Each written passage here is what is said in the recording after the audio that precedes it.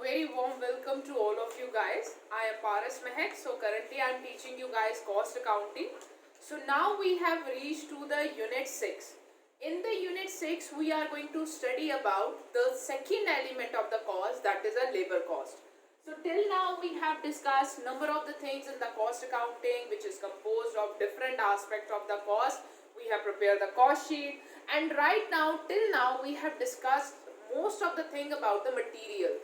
Like we have discussed about the different kind of material control techniques are there, like we have discussed about the LIFO and FIFO, that is a material issue, in the last unit, in which we have discussed about the LIFO and FIFO is there, simple average method is there, weighted average method are there, and apart from this the different methods are there for the material issue. With our basic objective is that we are able to control the cost that is related to the material. Now with this we have finished off the material costing, so means whatever the cost which is related to material, and now we have to move to the second element of the cost, that is a labor.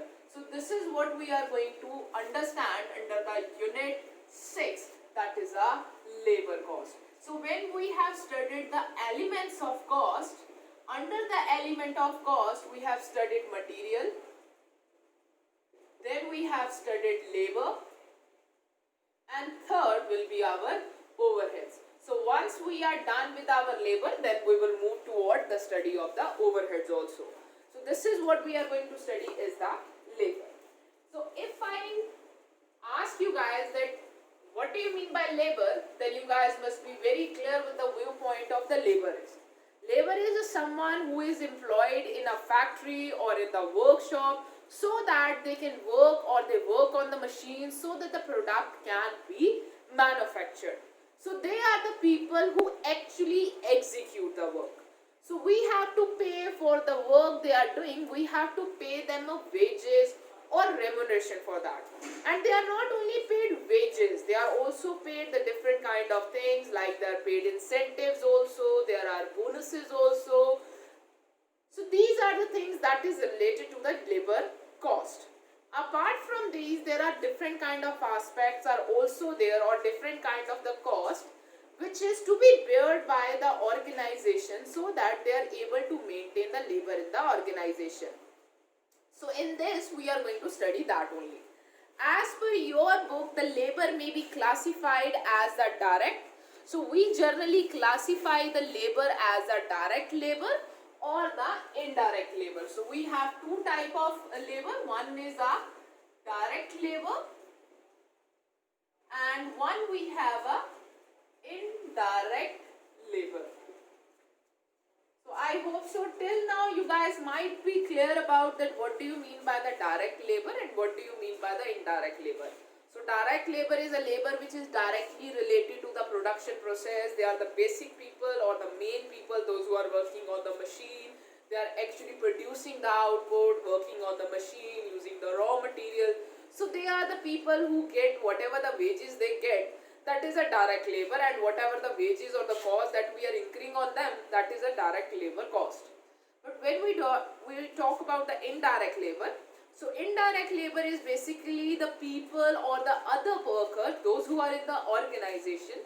They don't directly work on the finished product, they don't lead to the production of the product, but they actually facilitate the production. They somewhere helpful so that the production take place. Like there is an inspector officers are there, foremen are there in the factory. So these are the people basically include to the indirect cost. Right now we will be including both of them when we are talking about the labor cost. So labor may be classified as direct when there is a direct relationship of the labor to a particular production unit or process. So when we classify the labor direct, when there is direct relation of labor with production of unit, production of product, or you guys can say job or process. So when you can directly relate to a worker or the laborer with the product he was producing or the process he is doing or the job he is performing, so that is a direct labor. The labor cost is a measure in the term of such production unit or a process. So what do you mean by the labor cost? Labor cost is a measurable cost, that how much they are producing and how much they will be paid for it, and that is called a labor cost. The labor cost is sufficiently significant in amount and easily identifiable with the identifiable product, process and the cost. So when we called it a direct labor cost, the direct, if I have to identify it as a direct labor cost, so when you can directly relate it to the cost that you have paid to the labor who is easily identifiable with the process or the job or the product he is producing, that is called a direct labor one.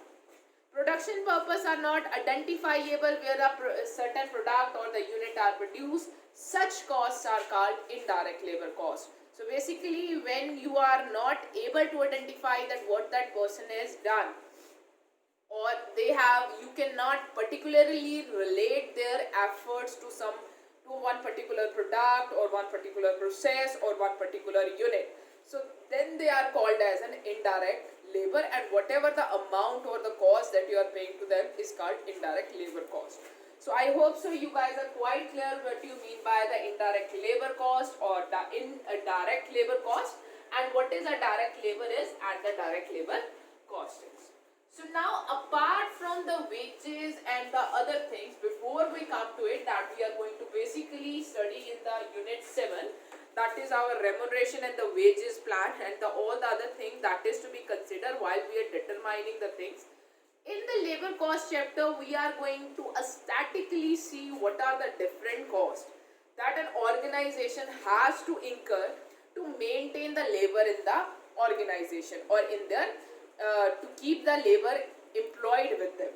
So it's not only the wages they pay, it's not only the remuneration or the bonuses they pay, there are other things are also there which lead to the retention or keeping of the labor with the organization. So the next thing that we are going to study over here is labor turnover. So the next thing that we have to study is a labor turnover. So labor turnover is basically the percentage of number of employees that have lifted us in the organization, or it is denoted as a percentage change in the labor force of the organization. So you can also call it as percentage change in percentage change in the labor of the organization in a period. So in a particular period, whether we talk about a year or a 6 months, so what is the basic change that has taken place in the labor? That is called a labor turnover. In some of the turn, we also call the labor turnover as the number of employees who have lefted us in a year. So means those who have lefted the job or they have gone. Either they leave because they find out a better prospect. So some of the reasons are like this, that they have find out the better prospect or better environment, or they are forced to leave the employment. So there could be different reasons for the labor turnover, and it is a very common phenomena that occurs in all of the organization. But for our organization to better perform and for its efficiency, it is always advisable for an organization to keep the labor turnover as less as possible. So this is what an advisable thing for any of the organization who want to attain the efficiency and want to keep the cost less. Any kind of cost that is related to the labor. So it is denoted by the percentage change in the labor force that is experienced by the organization in a year or in a period, or you can also say that is the number of the employees that has lefted us in a year. So this is what it is called a labor turnover. The reasons could be different for the labor turnover, because some of the people leaves because they find a better opportunity, they find a better job, so they are going for that. And it happens in every concern, everywhere. So it is not like this that the people if the one they have, once they have joined you, so they will always be with you. So people tend to leave, but just an organization can try to reduce the labor turnover as much as they can do. So the cost of labor turnover is treated as an overhead expense. So means the cost of labor turnover. So you can't relate the labor turnover cost to any particular product, to any particular service or any particular production unit or process. So that's why whatever the cost that is incurred by the organization or because of the labor turnover,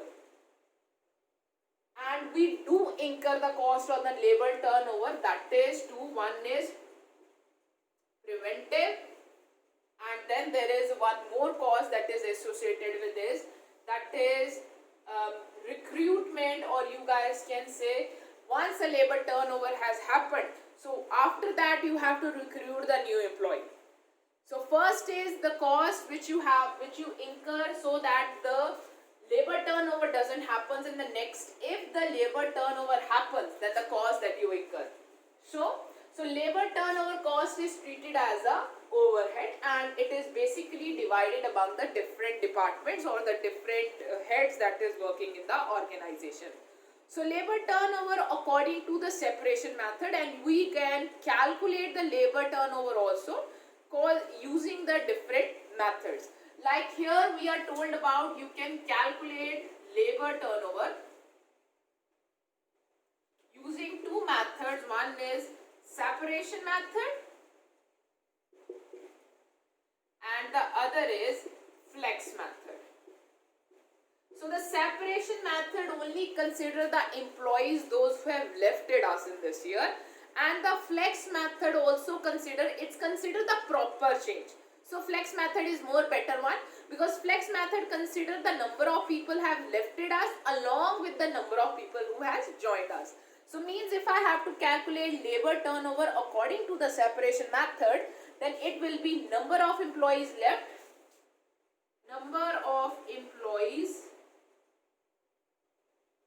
left divided by average number of employees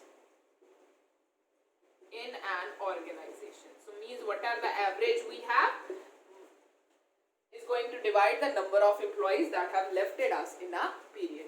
If I have to calculate the labor turnover percentage using the flex method, it will be number of additions, so the number of people those who have joined plus number of people those who have left it. So this is basically the total change, the basic or the total change in the labor, you guys can say labor ratio is there considered in the flex method, divided by the average number of employees in an organization into 100.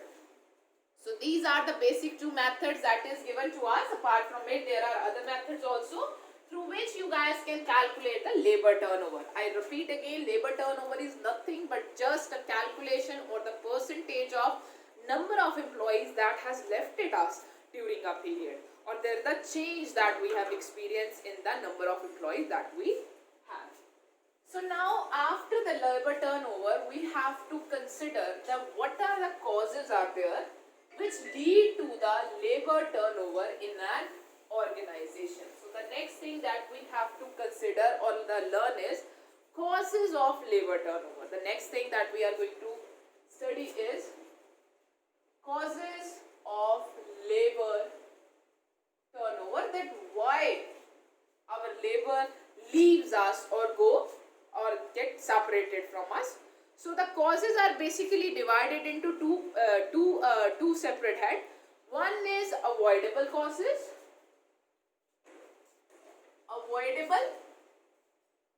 and the other are unavoidable. So you can divide the causes of labor turnover into two parts. One is an avoidable causes, the other are the unavoidable causes. So organization, whatever the avoidable causes are, the organization should try to reduce these causes, because labor turnover really costs a lot to an organization.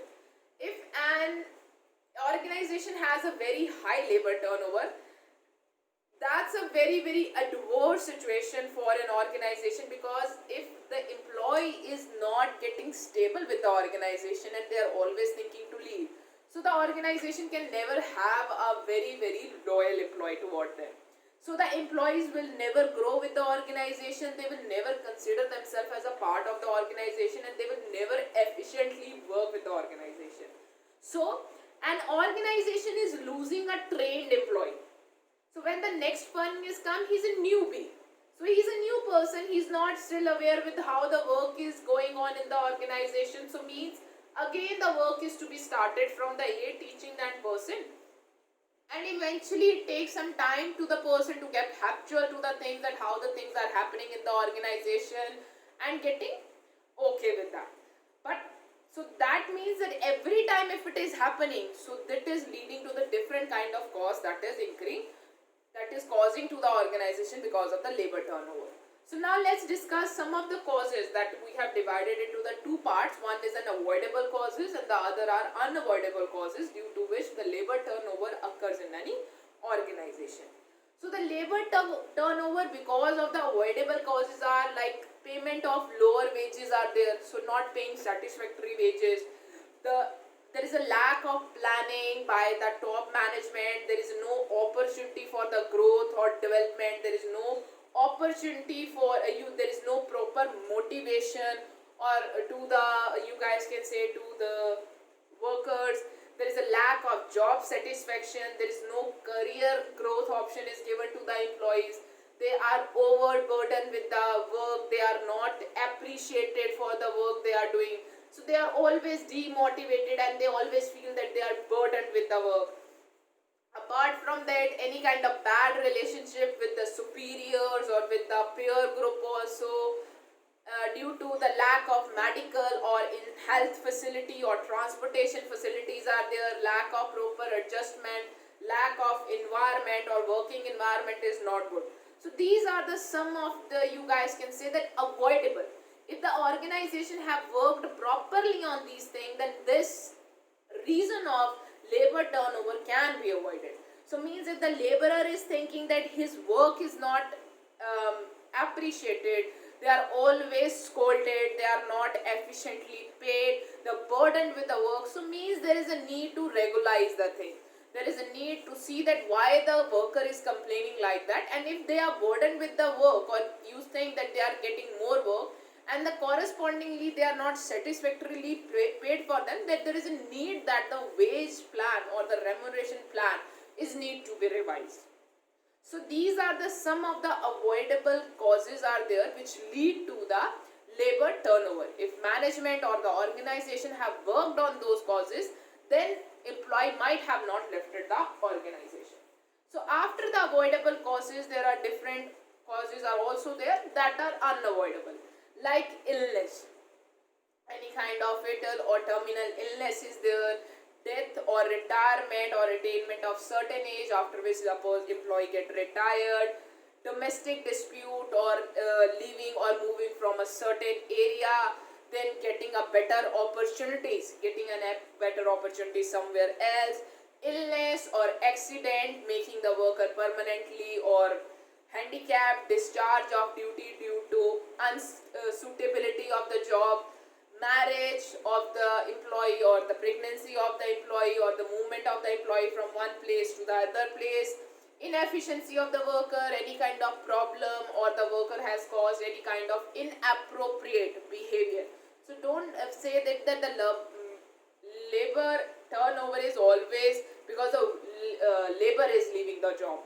Sometimes the labor turnover is also there because labor is made to leave the job, like the labor attitude or the working in the organization is not correct, they have conducted some kind of misappropriate act in the organization.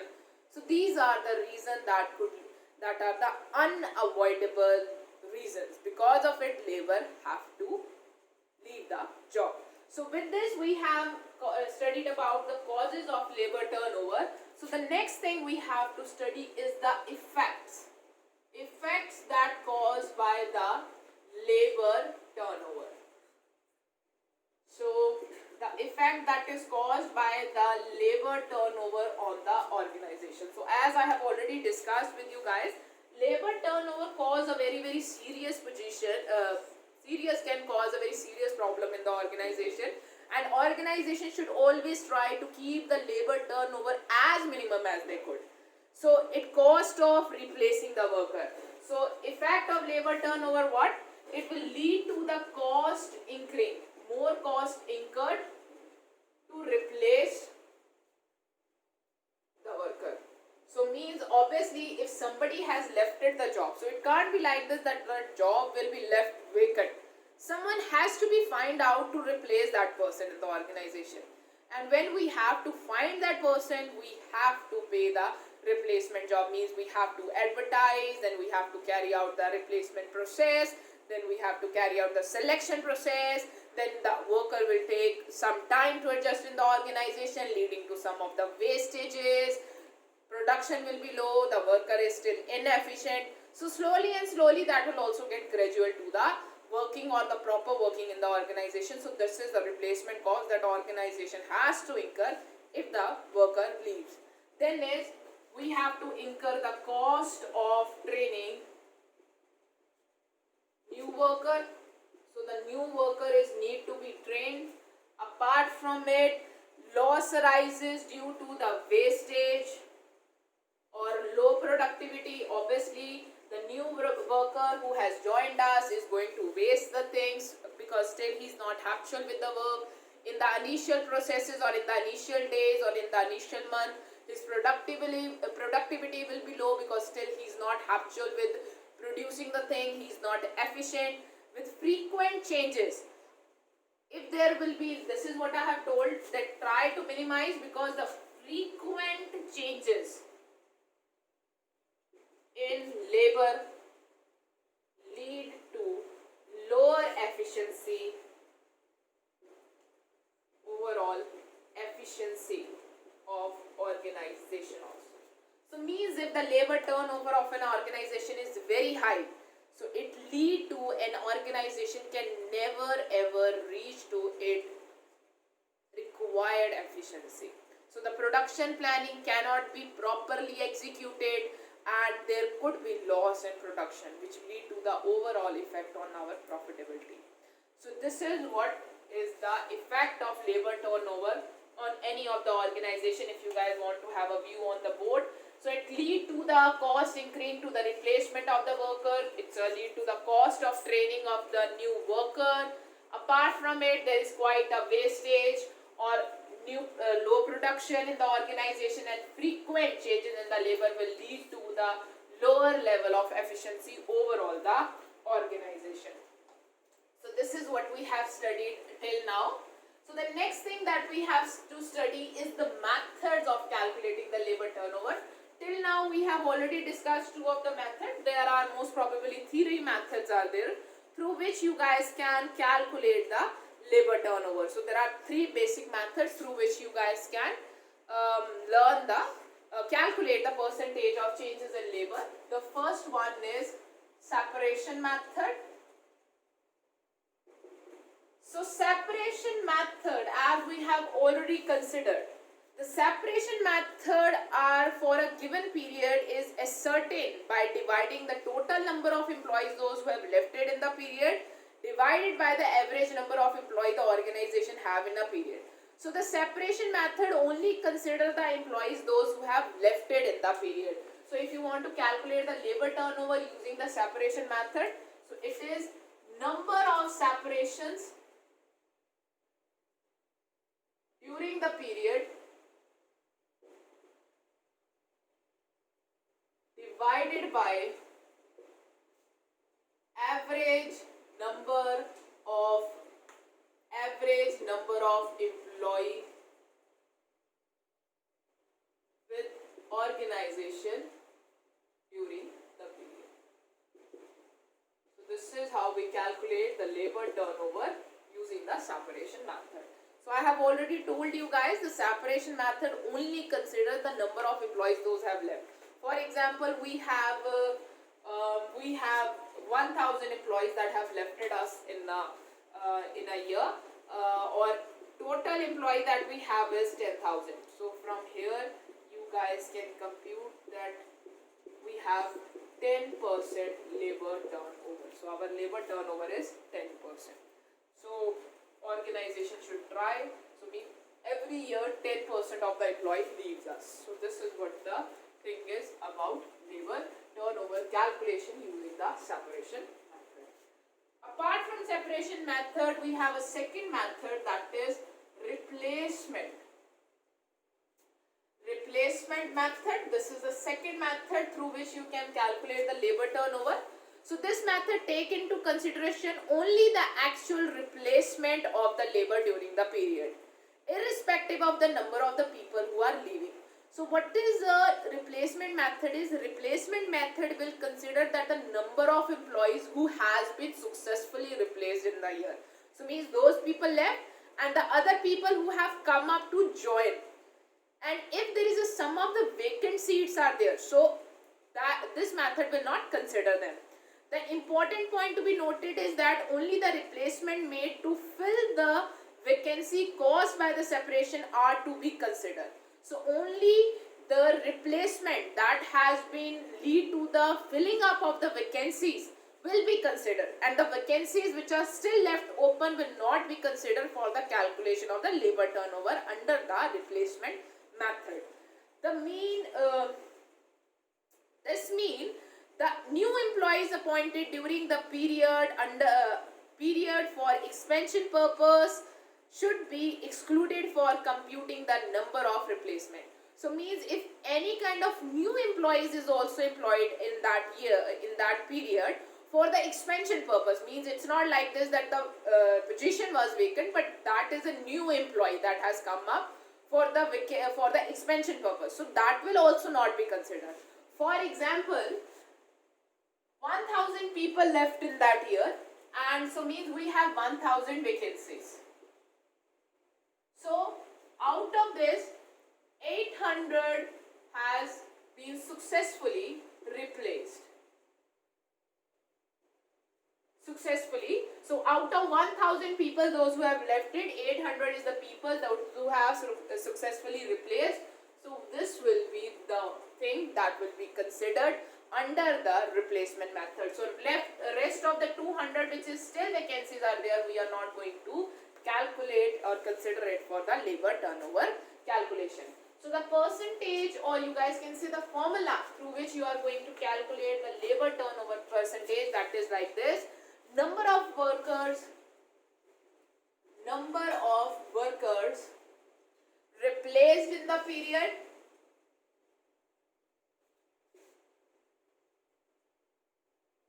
divided by the average number of workers in an organization during the period. So this is how we can calculate the replacement method, through replacement method, the labor turnover.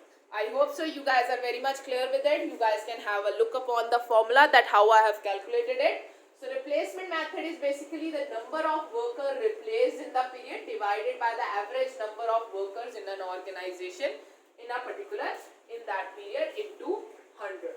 So the next thing now we have to calculate after the replacement method, with the next method that we have already discussed is the flex method.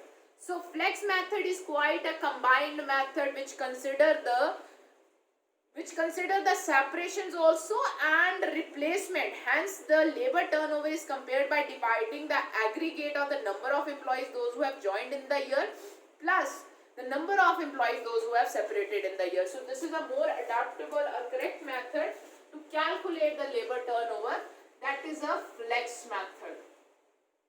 So we have already discussed is number of additions plus number of separations divided by the average number of employee in the organization during the period into 100. So this is how we are going to calculate the things or the labor turnover in the flex method. So here one example is given to us. The personnel department of the organization given you the following information regarding the labor.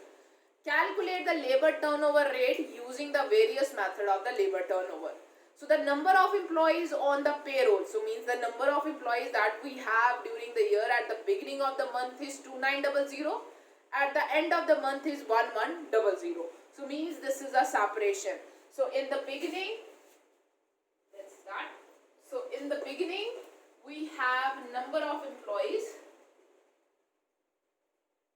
that is 2900. We have 2900 number of employees, and the end we have 1100. So means there is how much separation is there? 2900 minus 1100. So these are the people those who have lefted us in the year. So 1800 people have lefted us in a year. So let's read what the next is given. During the month, 20% quit while 80 people are discharged. So 20% were quitted and 80% were discharged. 300 workers are required during the month. Of these, 50 workers are recruited on the vacancies, those who leave, while the rest are engaged in accordance with the expansion scheme. So first of all, we have to consider the average number of workers that we have during the month. So the average number of workers, how we are going to compute is like this. 2900 plus 1100, that is ending and opening. So divided by 2, you guys will get your average number of period during the with the organization during the period, that is 2000 rupees. So now he want to calculate us the labor turnover using the different method. First of all, I will be calculating it using the separation method. So as per the separation method, so we are just going to consider the number of employees those who have separated with us during the month. So we know that our average number of employees is 2000. So here comes 100. So now what are the number of employees those who have separated with us? So during the month, 20 employees quitted and 80 people were discharged. So these are the number of employees those who have separated with us. 20 people who has quitted the job and 80 people to whom we have discharged. So it comes 20 plus 80, 100 divided by 2000 into 100. So with this you guys can calculate, and your percentage of labor turnover will come as a 5%. So this is how we are going to compute the labor turnover. So the next thing that we are given with us is the replacement method. You have to compute with the replacement method. So for the replacement method, we have to consider that how many people has been replaced. So under the replacement method, number of people who have lefted or who have been discharged, we are not going to consider it. Average is 2000 and percentage is 100. So under the replacement method, it is given to us in the question that the 50 workers are recruited on the vacancies, and while the rest were engaged in accordance with the expansion schemes. So 50% are the people who has been recruited to fill up the vacancies. So these are the people that we are going to consider as per the replacement method. So here will come 50. So when you will compute it, your percentage will be according to that. So you guys can just divide it and your percentage will come over here. So next is flex method. So under the flex method, we are going to consider each and everything, that is the number of additions are there, along with that number of separations are there. So the number of separation that we have is 20 plus 80, and the addition that we have is of 50, 2000 into 100. So this is how we are going to compute the labor turnover using that different method. I hope so you guys are quite clear with the labor turnover, that what we are meant by the labor turnover and how it affects the organization and what are the reasons of labor turnover that we have. So, and how we can calculate a labor turnover in any of the organization. So now after we have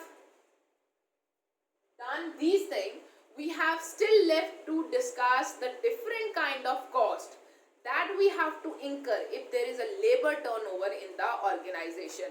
So now let's prepare a questions related, let's do the things related to that. So cost to be incurred, you will incur because of for labor turnover. So cost of labor turnover. So cost that you will incur because of the labor turnover, or to reduce or to make sure that the labor turnover is reduced or doesn't happen.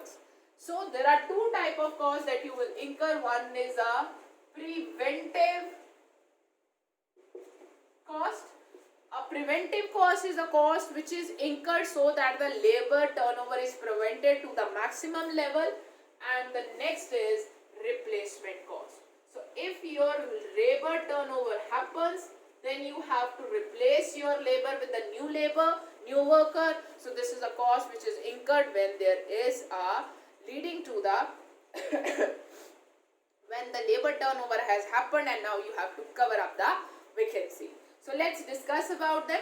Preventive costs, these are the costs which are incurred by a firm to keep the contented labor force. So to keep the labor force contented, or you guys can say motivated in organization. So they doesn't feel that they are overburdened, or they doesn't feel that they are very much exploited.